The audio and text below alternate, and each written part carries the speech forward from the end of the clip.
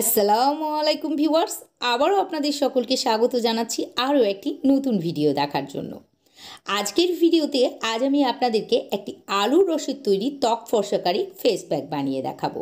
এর জন্য আমাদেরকে একটি মাঝারি সাইজের আলু নিয়ে নিতে হবে। অবশ্য এটাকে প্রথমে ভালোভাবে ধুয়ে নিতে হবে, তারপর খোসা ছাড়িয়ে নিতে হবে। আর খোসা ছাড়ানোর পর এটিকে একটি গ্রেটারের সাহায্যে গ্রেট করে নিতে হবে। তবে আপনারা আলুটিকে ছোট ছোট করে কেটে মিক্সার গ্রাইন্ডারে গ্রাইন্ড করেও নিতে পারেন। আলুতে ক্যাটাকল নামক উপাদান থাকে, যা আমাদের ত্বকের কোলাজেন প্রোডাকশনকে বুস্ট করে, ফলে ত্বকে সহজে বয়সের ছাপকে পড়তে দেয় না। আর সেই সঙ্গে আলুর রস আমাদের ত্বক থেকে যে কোনো ধরনের দাগ ছোপকে তুলে ফেলতে ভীষণভাবে সাহায্য করে। আলুর মধ্যে অ্যান্টিঅক্সিডেন্ট ও ভিটামিন সি রয়েছে, যা আমাদের ত্বককে হেলদি ও গ্লোয়িং বানায়। আর এর মধ্যে ন্যাচারাল ব্লিচিং প্রপার্টিজ থাকে, যা আমাদের ত্বককে ন্যাচারালভাবে ব্লিচ করে ত্বকের কালচে ভাবকে তুলে ফেলে ত্বককে উজ্জ্বল, ফর্সা ও কাচের মতো চকচকে বানায়। এখানে আমি আলুটিকে গ্রেটারের সাহায্যে গ্রেট করে নিয়ে একটি ছাকনার সাহায্যে ছেঁকে রস বের করে নিয়েছি। এই দেখুন, আমি একদমই ফ্রেশ আলুর জুস পেয়ে গিয়েছি। এবার আমাদেরকে নিতে হবে লেবু। তারপর লেবুটিকে অর্ধেক করে কেটে নিতে হবে ও 1 চা চামচ লেবুর রস এর মধ্যে দিয়ে দিতে হবে।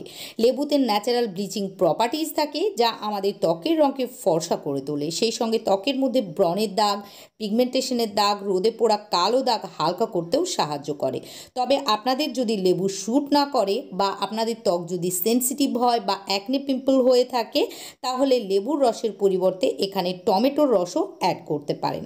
এখানে 1 চা চামচ লেবুর রস অ্যাড করার পর আমাদেরকে দিয়ে দিতে হবে 1 চা চামচ মধু। মধু আমাদের ত্বকে ডিপলি হাইড্রেট ও ময়শ্চারাইজ করে, ফলে মধু ব্যবহার করলে আমাদের ত্বক সফট, সাপল ও গ্লোয়িং দেখায়। মধুর মধ্যে অ্যান্টি এজিং প্রপার্টিজও থাকে, ফলে মধু ব্যবহারে ঝুলে পড়া ত্বকও টান টান হয়ে ওঠে। মধু এমন একটি প্রাকৃতিক উপাদান, যা আমাদের ত্বকের উজ্জ্বলতাকে বাড়ায়, ত্বককে অনেক বেশি বিউটিফুল করে তোলে। এবার আমাদেরকে এর মধ্যে দিতে হবে 1/2 চা চামচ কস্তুরি হলুদ গুঁড়ো। তবে কস্তুরি হলুদ গুঁড়ো না যদি থাকে আপনাদের কাছে, তাহলে খাঁটি রান্নার হলুদ গুঁড়ো 1 চুটকি নিয়ে নেবেন।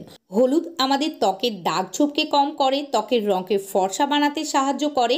তাছাড়াও হলুদ গুঁড়ো নিয়মিত ব্যবহার করলে আমাদের ত্বকে ব্রণ, ফোড়া, ফুসকুড়ি ইত্যাদিকে হতে দেয় না ও ব্রণের দাগকেও কম করতে সাহায্য করে। এবার আমাদেরকে সবগুলি উপকরণকে একসঙ্গে ভালোভাবে মিশিয়ে নিতে হবে। আর মিশিয়ে নেওয়ার পর এর মধ্যে 2 থেকে 3 চা চামচ অথবা প্রয়োজন মতো বেসন অ্যাড করতে হবে, যাতে এটি একটি স্মুথ প্যাকে পরিণত হয়। এখানে বেসন ব্যবহার করলে এটি আমাদের ত্বকের রঙকে ফর্সা বানাবে, দাগ ছোপকে কম করবে, ত্বকের ট্যান পড়ে গেলে সেটিকে তুলে ফেলবে, ত্বক থেকে সমস্ত ধরনের ইমপিউরিটি যেমন dead skin, black heads, white heads ও নোংরা ময়লাকে তুলে ফেলে ত্বককে ভেতর থেকে গ্লোয়িং বানাবে। আমি এখানে বেসন নেওয়ার পর সবগুলি উপকরণকে একসঙ্গে ভালোভাবে মিশিয়ে একটি স্মুথ প্যাক বানিয়ে নিয়েছি। এবার চলুন দেখিয়ে দিই প্যাকটিকে কিভাবে ব্যবহার করতে হবে। এই প্যাকটিকে লাগানোর আগে আপনাদের ত্বককে ফেস ওয়াশ দিয়ে প্রথমে ধুয়ে নিতে হবে, যাতে মুখের মধ্যে কোনো ধরনের মেকআপ, ক্রিম বা ধুলো, ময়লা বা ইমপিউরিটি লেগে না থাকে। তারপর এই প্যাকটিকে পরিষ্কার মুখে ও গলায় লাগিয়ে নিতে হবে। তবে এটিকে আপনারা মুখ ছাড়াও হাতে, পায়ে, পিঠে, ঘাড়ে, এমনকি সারা শরীরে বডি পলিশিং হিসাবেও লাগাতে পারেন। এই প্যাকটিকে হাতের সাহায্যে অথবা একটি মেকআপ ব্রাশের সাহায্যে ত্বকের মধ্যে লাগিয়ে নিতে হবে।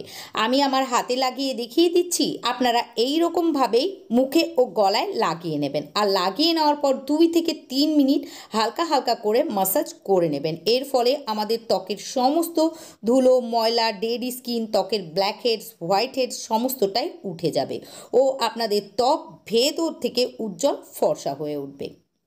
2 থেকে 3 মিনিট মাসাজ করার পর এটিকে 10 থেকে 15 মিনিট ত্বকে লাগিয়ে রাখতে হবে। তারপর ভেজা রুমালের সাহায্যে এটিকে মুছে নিতে হবে।